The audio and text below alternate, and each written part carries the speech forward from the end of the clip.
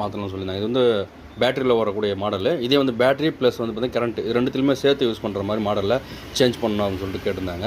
அதுக்காக வந்து வேறு ஒரு மாடல் சார் கிட்டத்தட்ட பார்த்திங்கன்னா நம்மகிட்ட ஏகப்பட்ட மாடல்ஸ் வந்து நிறைய போர்ட்ஸ் இருக்குது. இதில் எந்த போர்டு அதுக்கு செட் ஆகும்னு சொல்லிட்டு அதுக்கு ஒரு மாடல் போர்ட்ஸ் வந்து நம்ம செட் பண்ணி ரெடி பண்ணிட்டோம். பார்த்தீங்கன்னா தெரியும். ஸோ இப்போ ஆன் பண்ணியிருக்கேன். இப்போ இதில் வாட்ஸ் நான் காட்டுறேன்.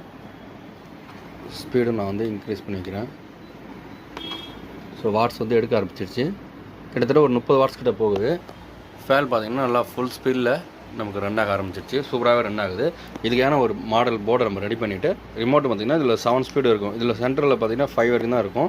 இது வந்து 6 இந்த இருக்குது 7. ஸோ இதை யூஸ் பண்ணி நம்ம 7 வரைக்கும் ஸ்பீடு யூஸ் பண்ணிக்கலாம்.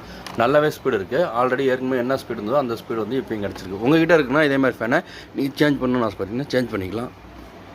ஸோ இது ஓடுற ஸ்பீடில் பார்த்திங்கன்னா எதிர்க்கக்கூடிய ஸ்பீடும் ஃபேனும் ஓட ஆரம்பிச்சிச்சு. ஓகே ஃப்ரெண்ட்ஸ், உங்களுக்கு தேவைன்னா கீழே நம்பருக்கு கனெக்ட் பண்ணி வாங்கிக்கிங்க.